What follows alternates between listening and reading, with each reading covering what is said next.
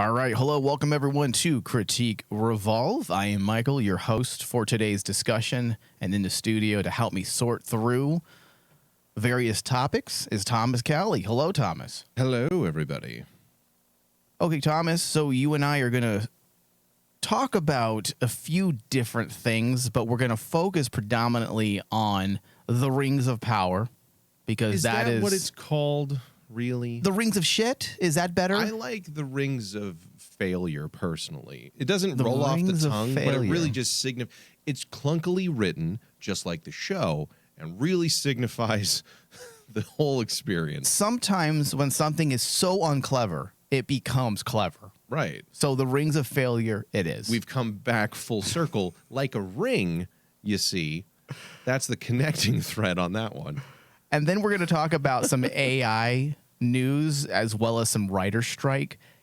And we've got some news about some streaming and how most of them are suffering. Yes. So we have a lot to To the get shock through. of nobody on this network who talked about that very thing happening 5 years ago. It seems like what this show's becoming is us just saying, we told you so. Yeah. I mean, that sounds super fucking arrogant, but a little bit. You know what? I'm going to allow it.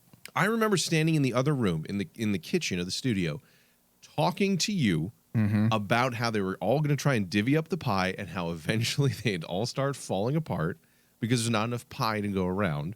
I remember this. Yeah. This was pre-COVID. It was a whole before the snap, which I love that term from Yeah. Bob, dude. That's so true. It really was. It's exactly what COVID was. We lost a lot of people in several years. The only difference was nobody came back, unlike the movie. Oh, that sounds really sad. It is sad, but, it's also true. So Yeah.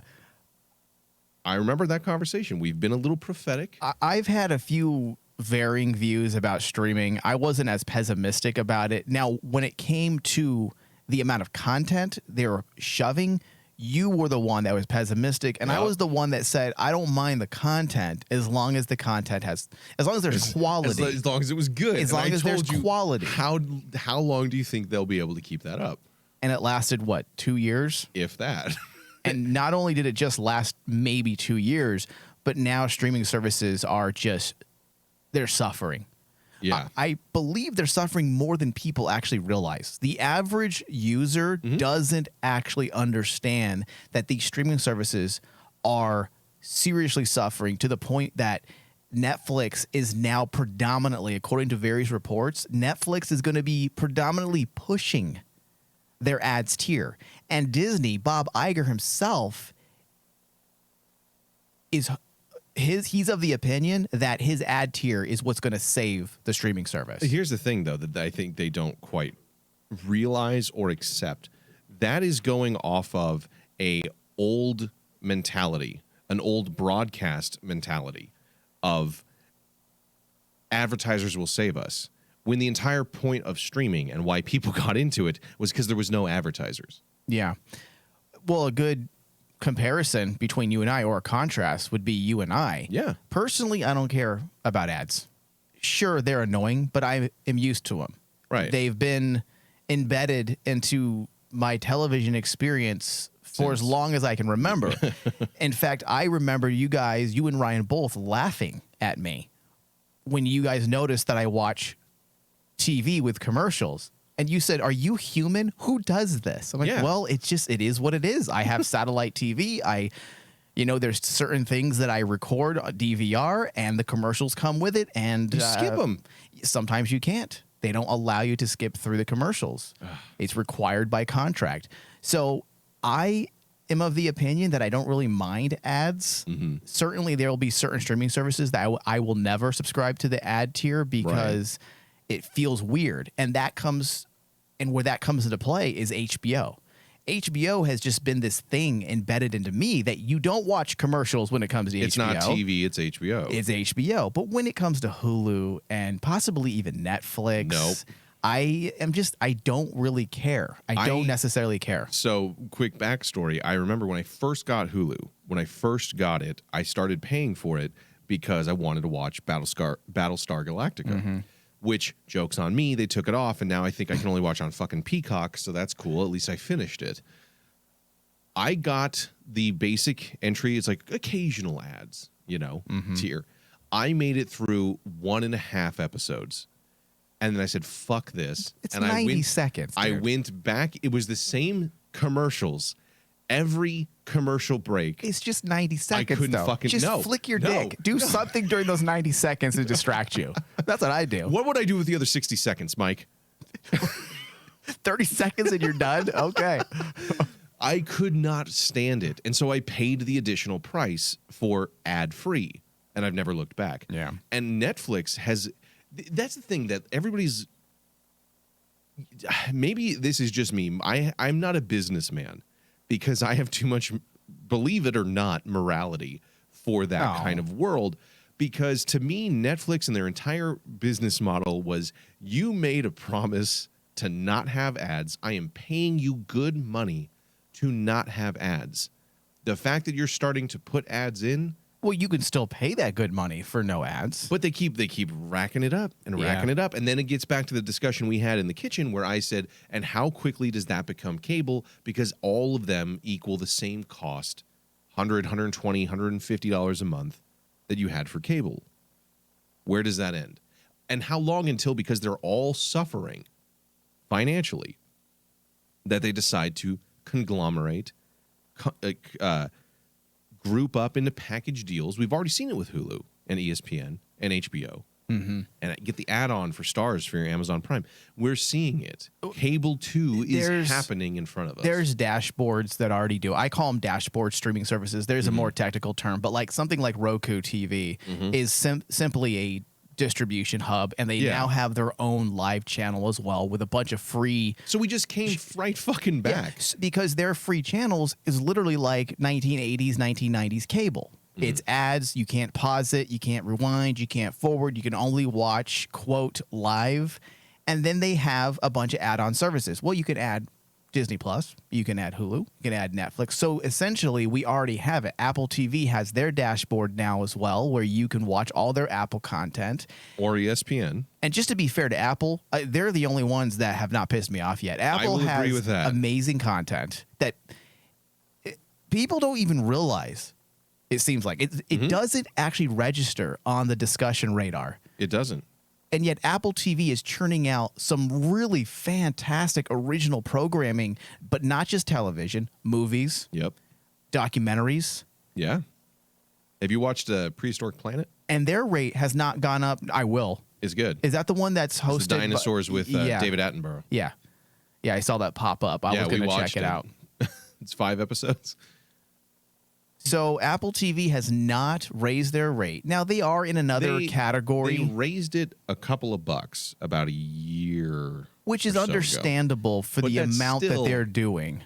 That's the thing. Like, it's was it like $7? It went from 5 to 8. It's so cheap, dude. For the amount of content they're giving you. Well, it's still cheaper than most of the others, but I would agree with you. Apple has been surprisingly, they have less content, I would say, at a much higher quality. I have not run into a show where I'm like, what the fuck is this? I've enjoyed all of them. They're they have doing it right. Real names behind both the behind-the-scenes creative content people and in front of the camera actors. You get Harrison Ford. You have a decent show then. Yeah. Which also is shrinking. I do recommend if you haven't watched that one yet. They're doing things the way that we have suggested that all streaming servers should do it. Don't worry so much on jamming your streaming service with so much content because you think that's the only way you're going to bring in audiences. Netflix. What you need to do is do exactly what Apple TV is doing. They're paying attention to quality. In a lot of ways, they're playing the game a lot like early HBO. Well, they're also playing the game like Apple has always played it. You come to us for our specific stuff, which is made with quality, and it thinks differently. Now, Thomas, I do have a question for you. You are notorious for hating Apple. Oh. you refuse to buy anything Apple, and yet you have found yourself kind of feeling good. Is there a camera on with this one? Because I want to defend this. This is my work computer. I did not pay for this. My personal laptop is a Lenovo. You and I have gotten into some heated arguments. Because I'm a writer douche. I have a Lenovo ThinkPad. We have. about Apple. We have. This is an Android. But that should say something about what we as consumers want. The fact that they have kind of turned you a bit, at least when it comes to content, maybe not their devices. But I still vehemently stand against their devices and their forced obsolescence or forced you have to buy our dongle bullshit. Well, guess what? If you buy their devices, you don't have to pay that $8 a month for their Apple TV. Oh, okay. It's for free. And if I give over all my choices and rights to the government, they'll take care of me, right? That's the Marxist mentality. There you go. Okay. But what I will say is I love good TV and movies. I like Lamp. I love quality television programming and quality movies. Mm-hmm. And so far they have delivered on a consistent basis Yeah. for the ones that appeal to me. Not everything I've enjoyed, it's just not my thing so much. But the ones that speak to me as a consumer that would show up on my algorithm have been quality. Yeah. So, like, I think I'm paying $25 a month now for Netflix because I also pay for the 4K version, which I told myself I was never going to do that. Oh, really? Why? Well, I'm a sucker, and I turned on Netflix, and a prompt just came on the TV and said, "Hey, you have a 4K television. Do you want to upgrade?" Your algorithm says you're a schmuck. Do you want to buy Pretty much, because I would never go seek out the 4K upgrade. I just wouldn't. Yeah. But when it popped up on a prompt, it said all you got to do is push OK, and it's an automatic upgrade. I'm like, that's how they got you. Yeah, it's pretty easy. I'll do it. It does look amazing, though. I will say that. Well, of course it does look pretty fantastic. But, look at what you lost. That's true. My soul and my dignity. Okay, so get ready for price hikes if you want to watch your favorite streaming shows without ads. Expect to pay more for your favorite streaming services if you don't want ads. Bob Iger said Disney Plus can make more money from ad-supported subscribers and wants to raise ad-free prices. So he also is not just adding an ad tier. He's now also considering raising that very ad-free tier that they had already launched. Well, advertising was key in cable TV. I mean, that's the premise here. And it could be the same in streaming as companies look for profit. I honestly wonder, though, is that just ineptitude as well? Or can the streaming model truly work? Or is this just a lost cause that we can never escape advertising? Or Thomas, the only way it could work is the way it started out. Limited competition and limited content. When it was working for Netflix, it was 5 years ago before everyone decided to launch streaming services. Before they lost all their Disney properties. Yeah, everyone started pulling their license. And because of that, because a lot of these streaming outlets, these conglomerates wanted vertical integration. And when you have vertical integration, you pull your licenses. You're doing everything on your own. And as we've said numerous times, that also just cuts everyone's money-making ability across the board when it comes to directors, writers, actors, because the residual income is not there. If you're pulling licensed television shows from all across the board and putting it on one platform, that's drastically limiting the amount of eyes watching that, which obviously is bad news. Cuts on the residual income for people. So even the people behind these projects are just not making as much money. So I feel like in the end, ad-supported content is probably going to be the way of the future. What makes you think, Thomas, it's going to change? It's been like this since the rise of, was it radio? Yeah. Radio is what really in fact, what this is, none of this is new. All of this is stolen. This business practice of ad-based content is stolen from 1930s radio, 1920s radio. We're living in a cyclical pattern. Yeah, something comes out and it pretends to be ad-free, or it is for a period of time. Like television was supposed to originally not have ads. Way, way back. Cable was going to be ad-free. That was the whole point of cable until it changed. This is the exact same thing. This is just moving down the line because no business, it's never good enough for any business to make enough money to be open again tomorrow. They need to have all the money all the viewership, all the people.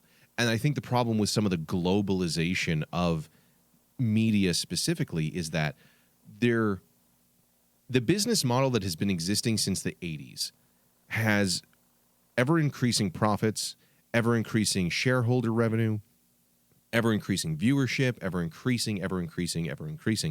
And the problem is once you hit global, there is a capacity, there is a maximum of people who have the income, disposable income, time, internet bandwidth, and just infrastructure for some of that stuff to watch your programming.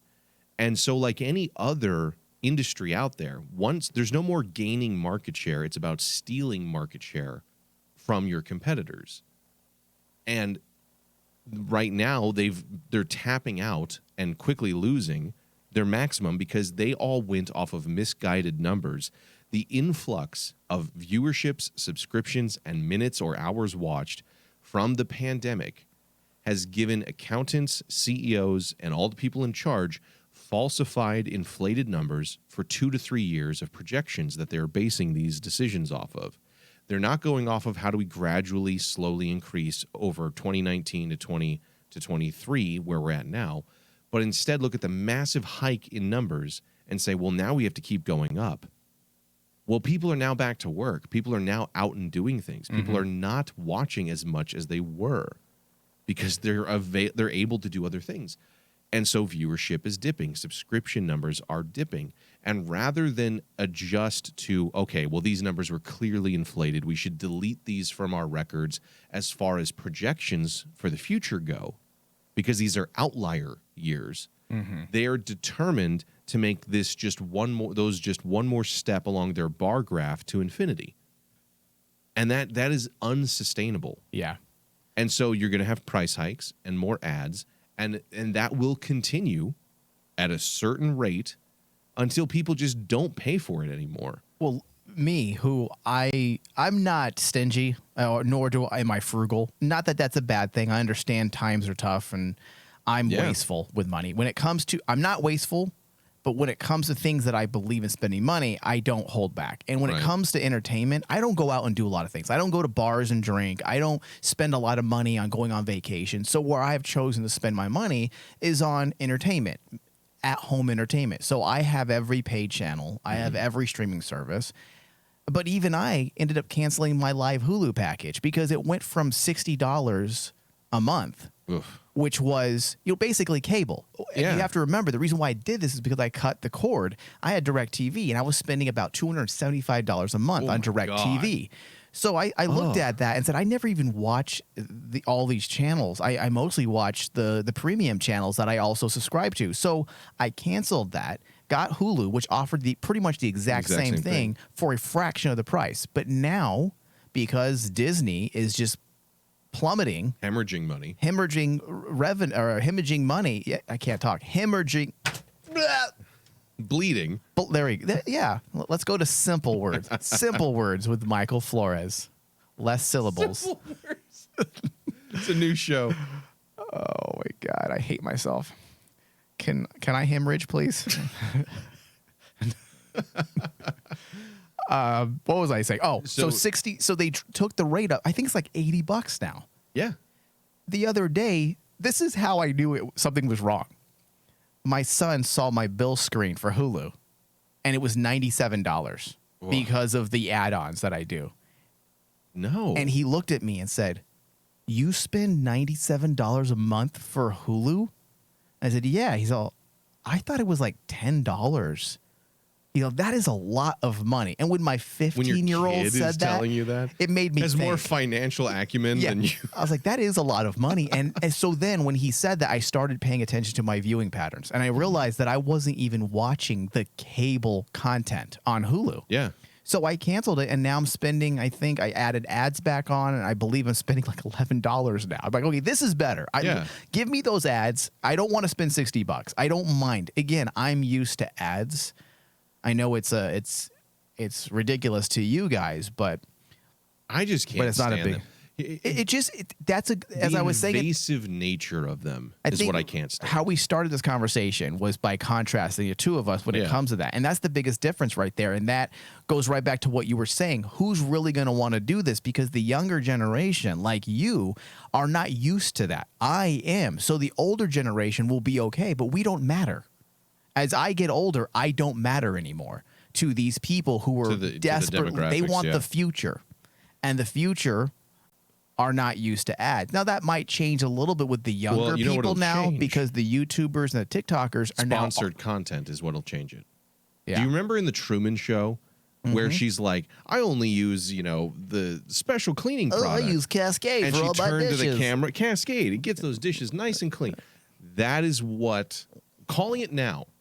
So that is what we're going to start seeing. More than product placement? So not just product placement. You're talking about real sponsors. It'll be both. It'll be product placement, but also the cool guy like Stallone in Tulsa King will be saying, I only drink. I like Fruity Pebbles.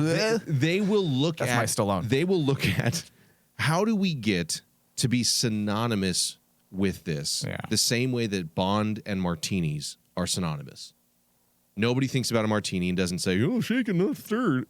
They all fucking do that. Yeah.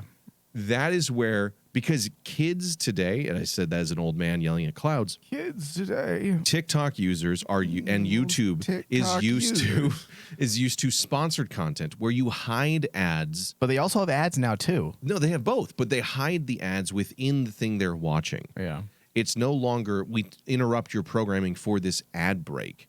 It's, I'm a content creator and I love this product, so I'm taking some time out of my day. That kind of thing, or where articles are not actually articles, but it's really a hidden advertisement for Geico Insurance, when it's like insurance rates for the country. All of that kind of veil and curtain blockade of what it actually is will start to sneak into these programs. So you'll see, remember how it used to just see like the beer label was always kind of turned or was off-brand or labeled as something else. When they didn't want to promote something. When they didn't want to promote something. Now it'll be Coca-Cola right there next to the Tulsa King's desk. It'll be those kind of levels of obvious nature. And writers and or AI will start to say, how do we implement Coca-Cola products into this episode of Breaking Bad? Obviously not really Breaking Bad. But I feel like that's where some of this stuff is trying to go. And these are things, the things you're mentioning, these are instances that we've already experienced throughout the decades. But I feel like you're right. We are moving closer and closer to that. Okay, so let's switch gears just a bit and talk about the rings of... Speaking of streaming... What did you call it? The rings of failure. The rings of failure. And the second that Gandalf says, I only get my staff, from Jake's Lumber Emporium, like it's got a fucking label on it, that's where we're heading. Because this show, dude, has been just one disaster after another. It's comical. Yeah, well, you and I exchange messages on Messenger every time a new tragic event happens to the set. I mean, at one point, I thought there was like some natural disaster. I could have swore there was some natural disaster that shut down the set at some point. I can't find the article now, but I could have swore there was one. A horse was killed on the set. They were then sued by some liberal organization. I think it was it PETA? I think they were being boycotted because the horses were being apparently... So there was a fire. That's what... Okay, maybe that's what it was, fire. These are some of the things that have happened in the time between the show airing and haven't even set up the next production yet. A fire broke out on the set in the UK. Plumes of smoke were seen billowing at Bray Studios in Windsor, where the second season of Amazon series is being filmed. The Royal Berkshire Fire and Rescue Services responded. Took about an hour to put out the fire. The studio was evacuated, caused a bunch of damage. There was a horse death on set, which pissed off PETA, and they started calling for the use of CGI animals, which, I mean, they certainly have the money for, but I wouldn't. Should. I mean, CGI animals look pretty good. It depends. Now, if you're doing like Lion King, no. It's too uncanny. But or maybe just have some decency and better handling when it comes to the animals on set. I mean, because so many other products or productions can manage it. There's a lot of westerns, modern westerns, that do seamless CGI because you have to. Because if you had CGI in a western, it just looks really bad. Where they use horses and they get shot in a scene in a gunfight, and obviously those are not real horses, so they can do it. I feel like something like that. Why even put an animal at risk? Yeah, I mean, I kind of get that, but so what else has happened? There's also a lawsuit against the Amazon Rings of Power for copyright infringement. Oh, that's what. So a fantasy author named Demetrius Polychron, who it has to be a handle, I guess, is suing both Amazon or the coolest last name ever. Is suing both Amazon and the Tolkien estate for copyright infringement. In 2017, he penned an original Lord of the Rings fan fiction titled The Fellowship of the King and is registered with the U.S. Copyright Office. He sent a letter to J.R.R. Tolkien's grandson, Simon Tolkien, who is currently the director of the estate. His reason was to have the manuscript reviewed, but he got no response. In 2019, he hired an attorney to contact Tolkien's estate a second time, hopes to establish a collaboration with the estate, but they rebuffed any attempt at collaboration the very next day. He received no response about his manuscript. With 2 rejections down, it says he wrote another letter to Simon Tolkien informing him that he would be publishing the manuscript independently, followed by an additional 6-book series. He published The Fellowship of the King on September 2022 on Amazon, the same month that Rings of Power premiered on Prime Video. And this is... Are there actual similarities, though? Because, I mean, that's also a little bit of a gray area. I don't know if I agree. Hollywood has had some aspect, or there has been some instances in Hollywood where they have stolen people's ideas. But also, Hollywood isn't really about stealing your ideas. Studios actually want to be the one to discover the next big thing, the next script. So they rather actually produce your script rather than steal it. So I tend to look at a lot of these. This one's a little cynically weak because he's basically the short down version of this is he's making a essentially fan fiction story of the Lord of the Rings that he had sent to the estate to try and get them to, hey, you want to work on this together and get your guys' nod of approval. They ignored him, and he's claiming that with Rings of Power, it has stolen some elements from his story. Has it, or are they just using the same source material? At the same time, you're basing your story off an existing story. So this is a little weak, and there's little thought that this will actually go to trial. You think there'll be a payout, though? Just to keep them. I think there will probably be a payout because this kind of thing is what legal teams are built for. Yeah. Especially when you've had as much bad PR because a settlement. People aren't reading whether or not he is accurate in his lawsuit, but just people see sued over and they don't like Amazon, so they say fuck those guys. So you have a fire, a dead horse, a lawsuit, and then additionally they have 2 other things. There was a staggering number of drop off for people who watched the show versus people who completed the show. As of an article from April 5th from Forbes magazine, apparently a mere 37% of people who started the show ended up finishing it. Wow. That is a flop on 37? 37%. Over 2/3, or just about 2/3 of people said not for me within 8 episodes. So that is a shockingly substantial dip. It's I don't know if that's justified. The show isn't that bad. I had some serious issues with it, and I know you did as well as a Tolkien. I'll call you a Tolkien baby. Like you, meaning just like I am a Western baby. There's things that I'm like, how dare you do that? You don't know what you're doing. So you have more of a fan perspective. Right. And I do understand that. We did a whole discussion, I believe, several months back on on the pros and cons of the series, and I believe I said as much. Like, I get what you're saying, but that wasn't a deal breaker for me. But do you think that's justified? Honestly, opinion. I honestly do. Do you think it's the bad press more than anything, though? Because it did get some bad publicity opening up. I think it is bad press on a show with less than positive intent. And I truly think that the show is simply not that good. There are a number of things. It's average. It's not as bad as Citadel. Well, no, I don't think anything. But there's a shocking number of things that are just flat out flagrantly wrong from canon, but also just don't make any kind of logical sense.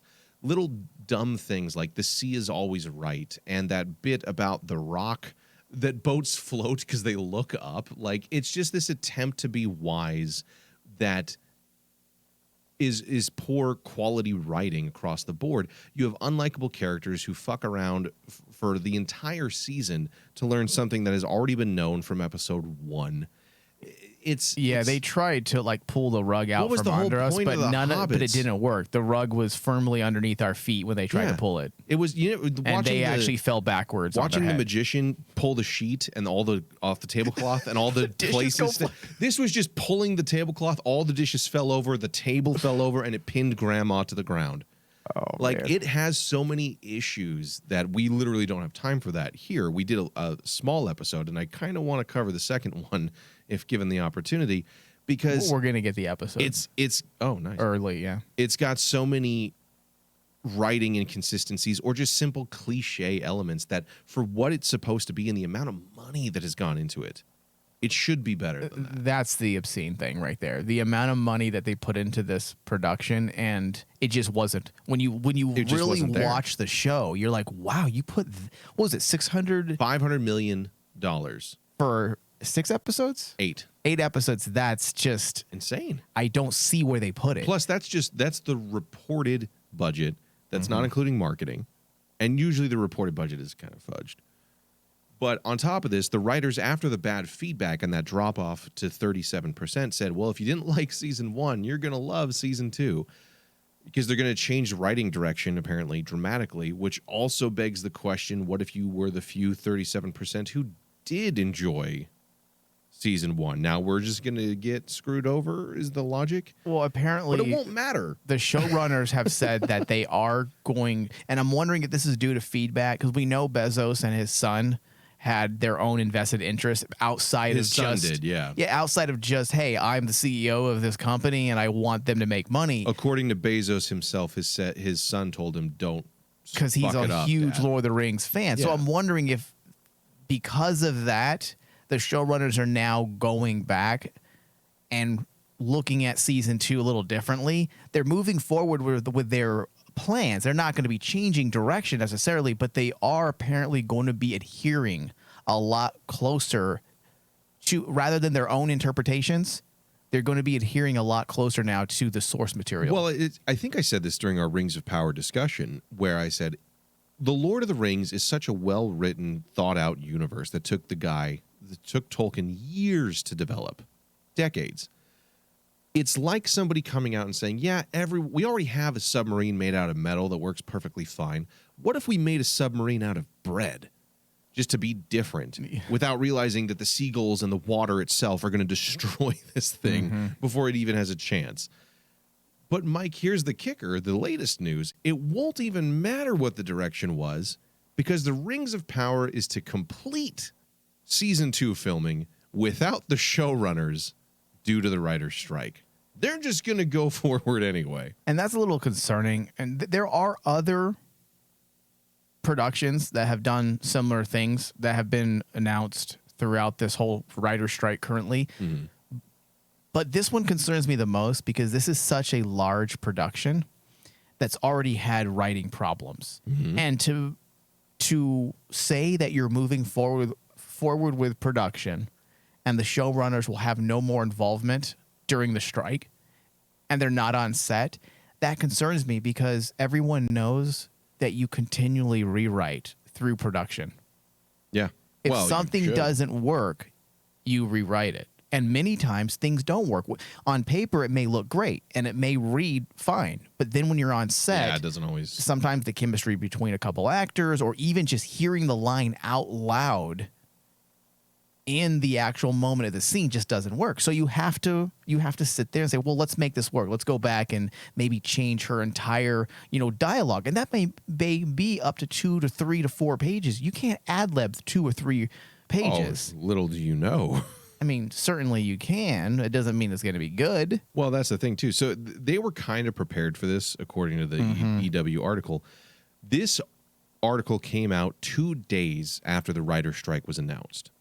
So they were quick with this one to say that the fantasy epic is currently in production on its second season, and the EW has confirmed that filming will continue without the showrunners. The production team planned for a potential strike, and scripts and other creative materials were finished ahead of time so as not to delay filming. To your point, that's kind of still concerning because things almost certainly will change. Hell, the story's not even done until the edit. Now, if this, let's say, because they did plan ahead and they got all of the dialogue heavy scenes shot first, then that's a good thing because then the 19 days left could just simply be one of a big action sequence. Yeah, it could be. And if it's because action sequences very well many times take, or I should say very often they will take a week sometimes. So having a 19-day shooting schedule for a large action sequence is pretty common. So if that's the case, then I wouldn't worry as much. And here's the thing. Rings of Power isn't the only show to do this, because the article goes on to say that House of the Dragon is also pressing on with its production of its second season, as the scripts had already been completed. But writers will not be on set to oversee any potential rewrites or creative decisions. That's just weird. And what I would say is if this was a show like House of the Dragon, which has had a very strong first season, proven themselves, yeah, knowing they were going up against, everyone hating the previous season of Game of Thrones, knowing they were the underdogs in this, and bringing home an A game, and it's based on a finished, established work that they are fully one-to-one adapting within the best of their abilities, and they've shown that they can do this, I have more faith in that.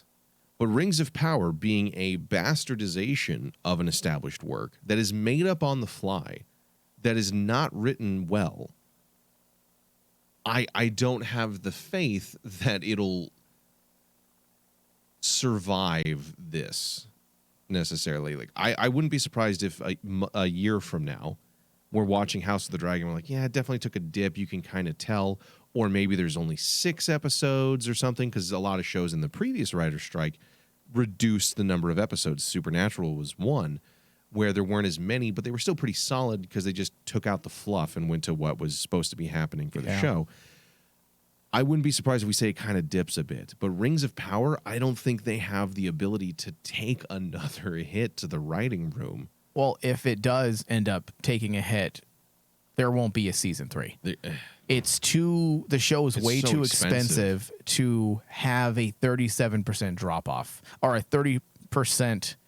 What is that? A 63? They have 37% of your original audience continue through the entire show. It's too expensive for that type of dip. And that's, if this was any other network, if this was standard television, the show would not have been greenlit for season 2.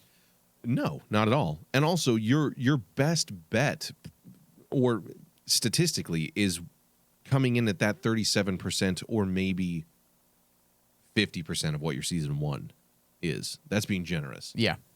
You're not getting those numbers back from the original season 1 premiere. No. And so absolutely not. It's just only going to get worse. So yeah, because how many people are going to see the season 2 trailer and say, all right, I'm going to give this another chance? Very certainly few. There will be some, because I'm one of those suckers that may have not liked the first season of one show, but then I saw the trailer for the second season or the third season, and then I went back years later, or maybe even just decided to rewatch the first season so I can get caught up. But I'm also a TV fanatic. Yeah, you're not the average not everyone consumer.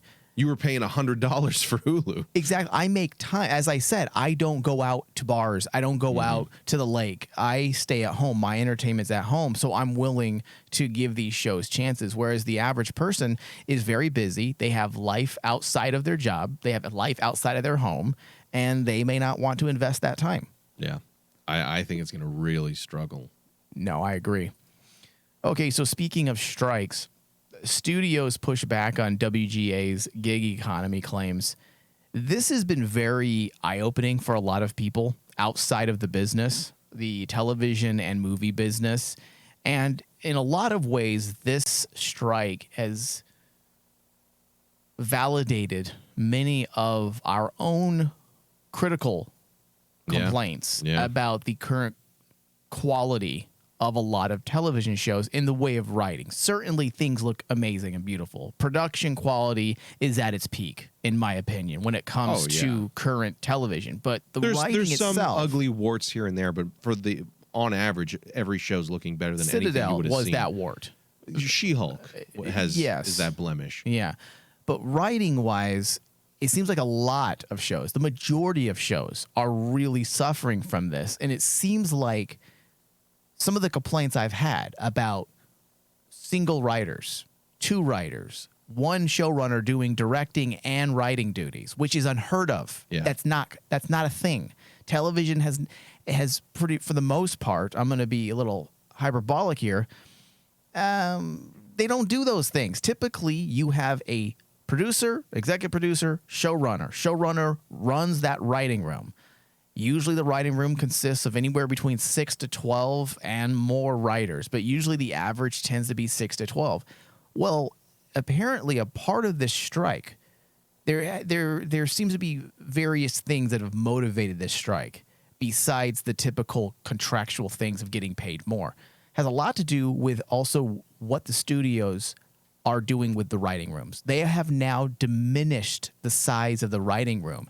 And what the WGA and their writers are saying is that they're turning the writing craft into a gig economy, a gig trade, meaning it's just a gig. We come in, we write a couple scripts, and then we jet out and we're on to the next job. No benefits, no security. Yes. No investment in the product. Now, in a 4-page document, the Alliance of Motion Picture and Television Producers did push back on the Guild's claim that the studios are seeking to force writers into a so-called gig economy. Whoa, are they going to admit to it? Well, no. They argue that the writers do enjoy fringe benefits and guaranteed employment terms that have almost nothing in common with standard gig jobs. But what that sounds like to me is they're splitting hairs. We're not as bad as Postmates, guys. The fringe benefits that are guaranteed is not guaranteed through them. It's guaranteed because the Writers Guild of America demands these benefits. But it doesn't mean you're not cutting corners and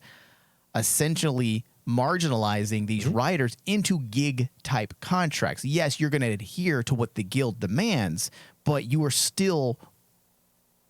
playing fast and loose. And this goes back to what we've been saying. Why possibly the quality of a lot of these shows that are dipping in writing is because they don't have writers in that room. There is no writing room. And if you don't have writers bouncing off ideas creatively in a writing room, sometimes you get a show that feels a little disjointed. Yes. And also you may not have writers that are fully invested. And I'll just take an example here. And I don't know if this is the case with this TV show, but it's fresh in my mind. That's the Winchesters, the Supernatural spinoff. Mm-hmm. We have said that the show feels like it's been written. The overall story is fine, but the way it's being written, it feels like it's just touching on the superficialities of its predecessor, Supernatural, because there doesn't seem to be a full understanding of that show. And I'm wondering if that has to do with the fact that the producers behind the show, the studio, I should say, has turned into that idea of the gig economy, saying, hey, we only need maybe 3 or 4 writers in here, and we're not actually keeping you on board. Once you write, sayonara. And when you do that, you don't have writers who are fully invested in the material.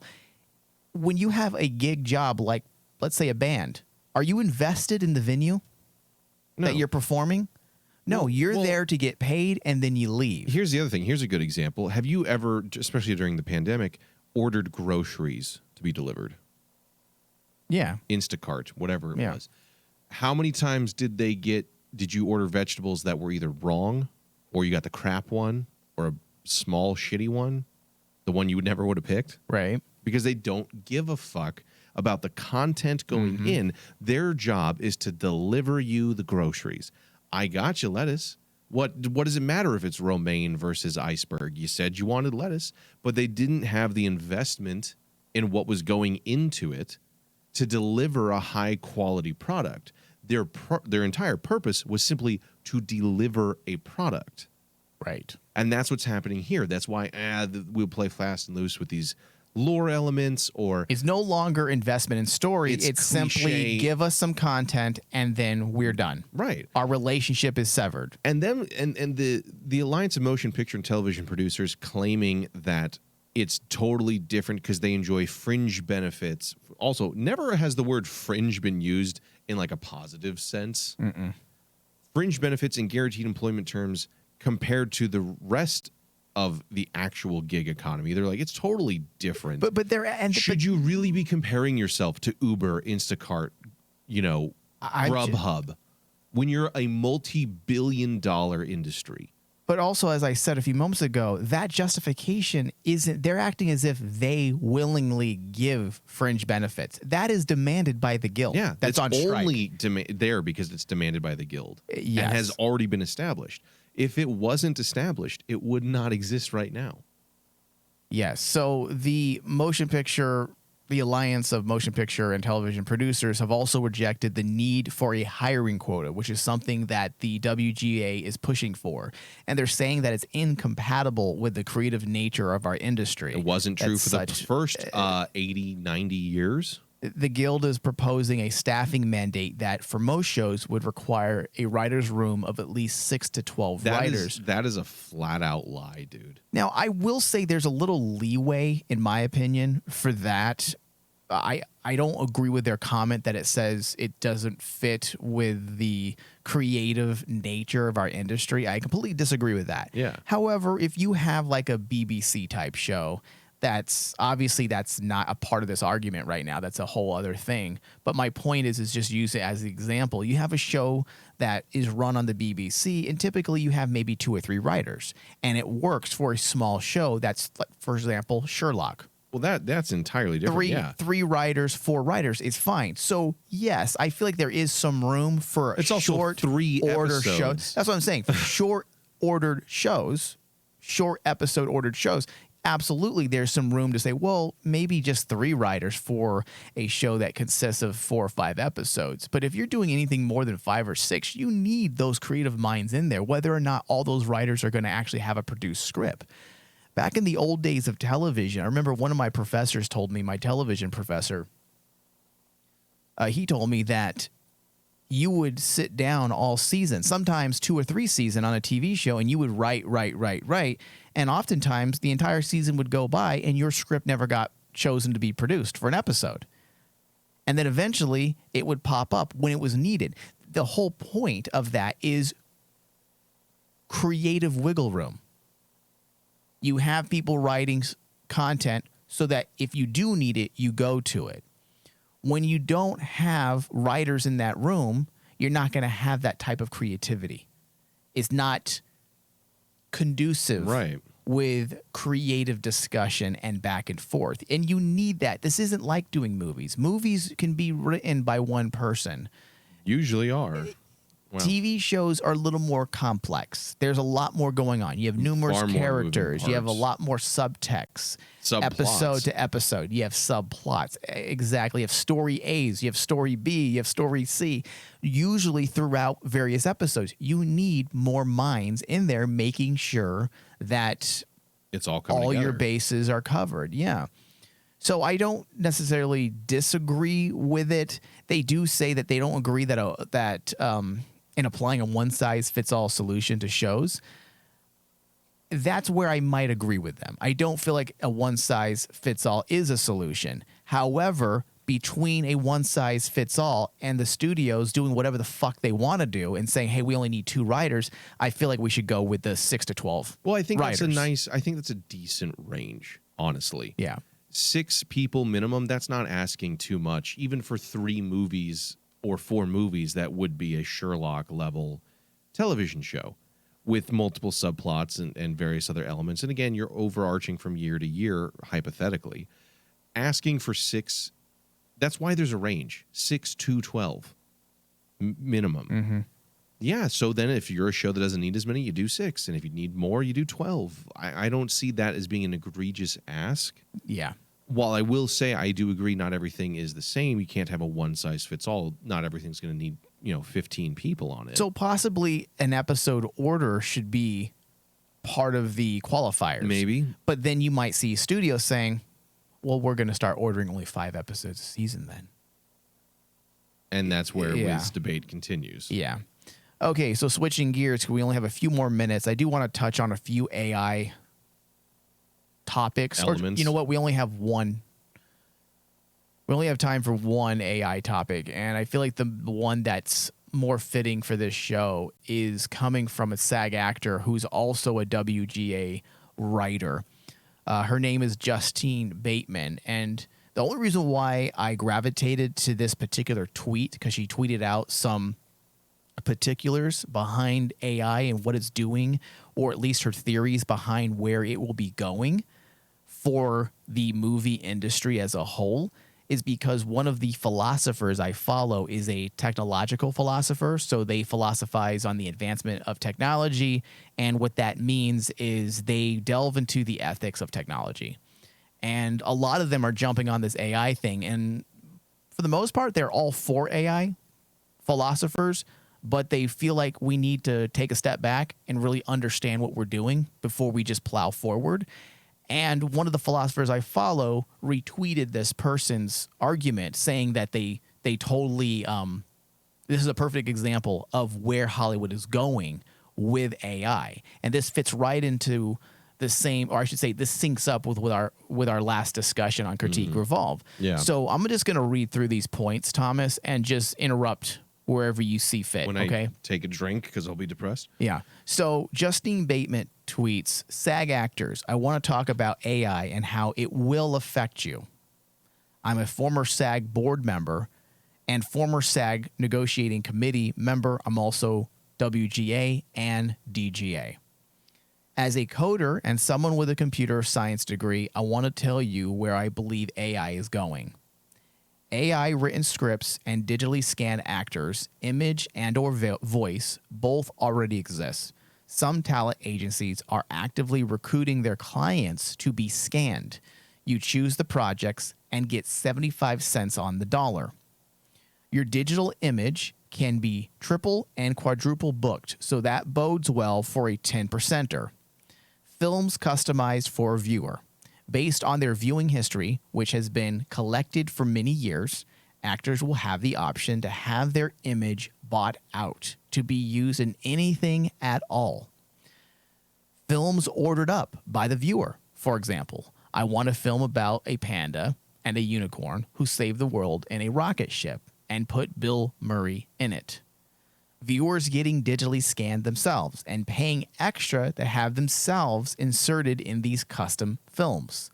Licensing deals made with studios so that viewers can order up older films like Star Wars and put their face on Luke Skywalker's body and their ex-wife's face on Darth Vader's body, etc. Training an AI program on an older hit TV series and creating an additional season. Family Ties, for example, has 167 episodes. An AI program could easily be trained on this and create an 8th season, whereas only 7 were shot. AI has to be addressed now or never. She says, I believe this is the last time any labor action will be effective in our business. Yes. Yeah. If we don't make strong rules now, they simply won't notice if we strike in 3 years, because at that point they won't need us. That's very prophetic and depressing. Yes. Now, and that's the thing, she dude. is I've right. talked about this to you. Go ahead. Yeah. I've talked about this very thing to you.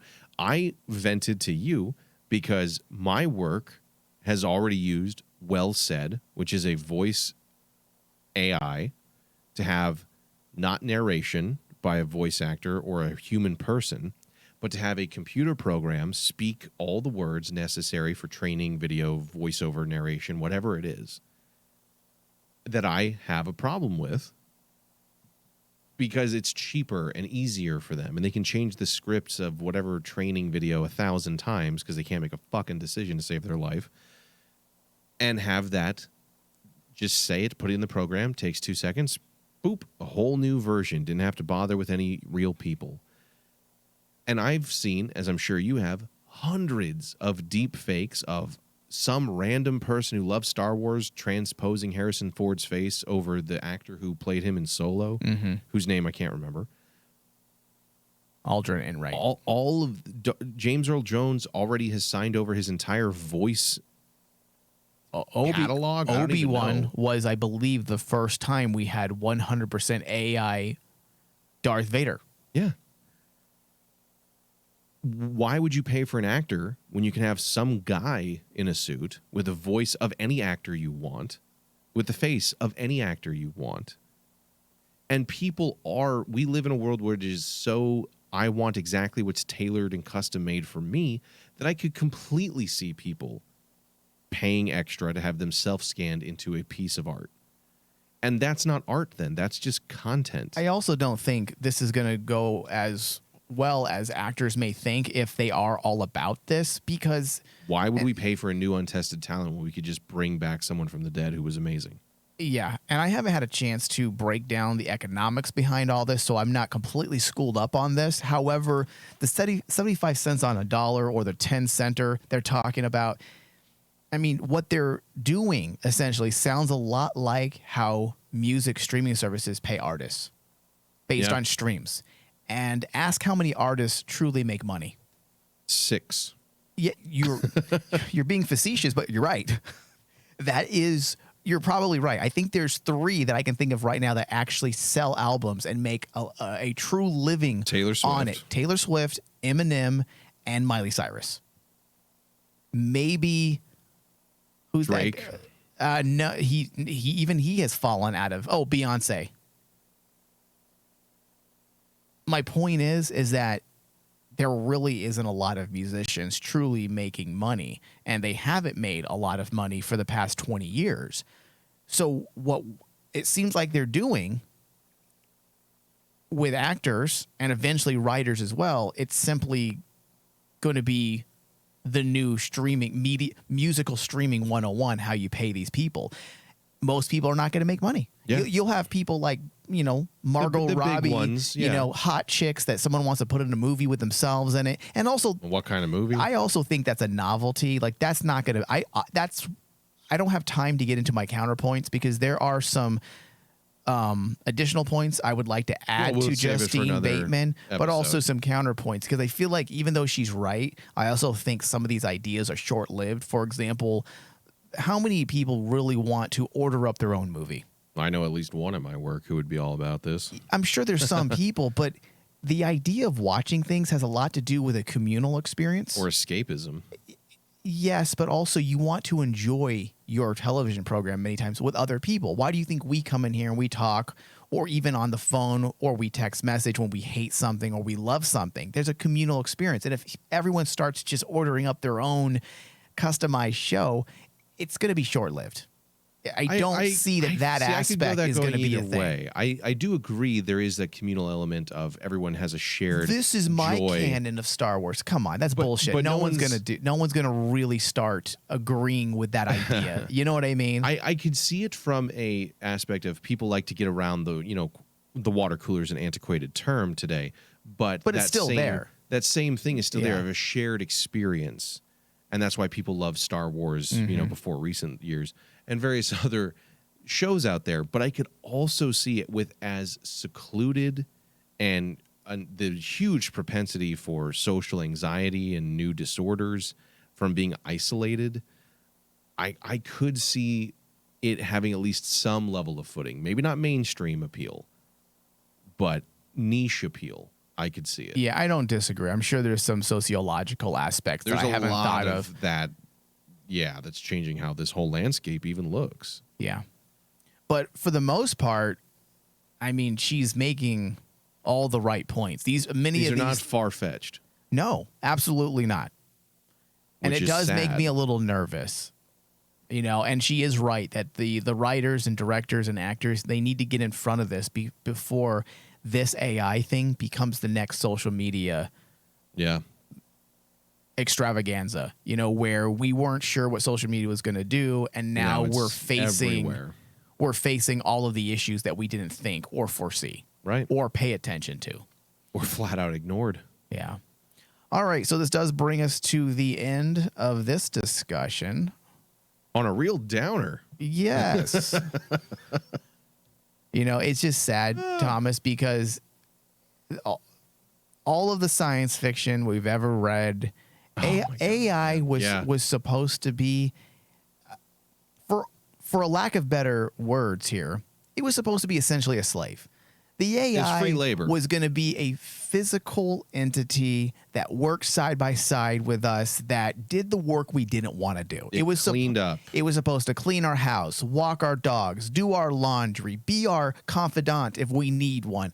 But instead, we don't get any of that. No. In fact, the latest report that I just read from Bloomberg, the tech side, was that AI will, in fact, this is the statement, AI will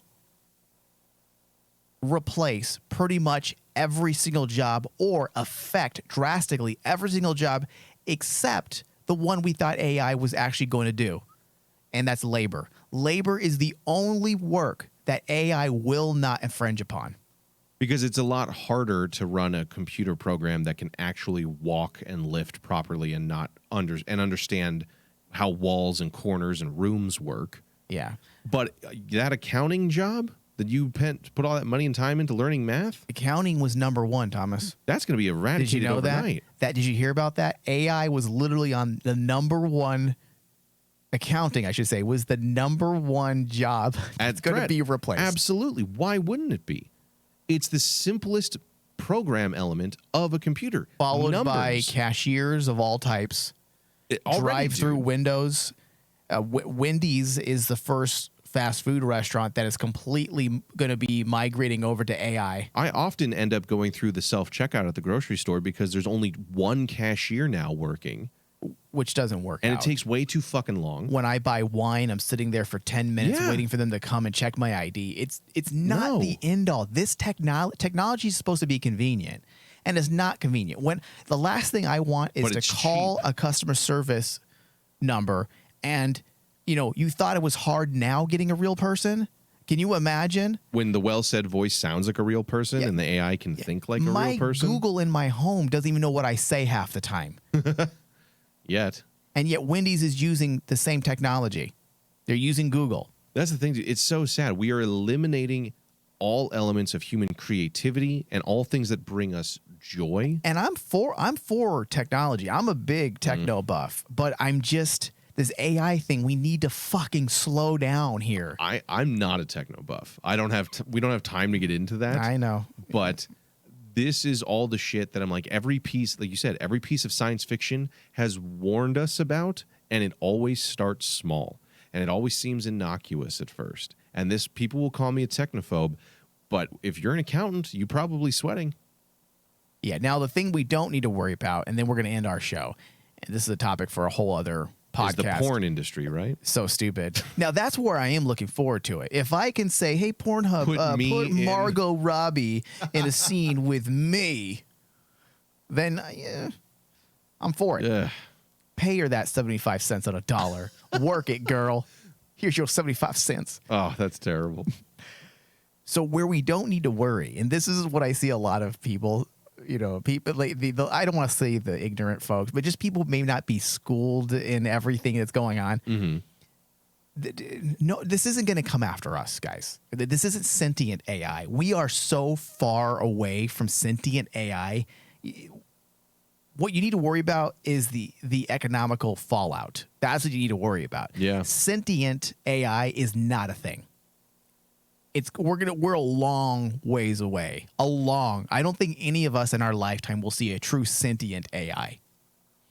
All right. Critique Revolve. Search for us wherever you listen to your podcasts. Simply search Critique Revolve. Thank you, Thomas. Thank you, Mike.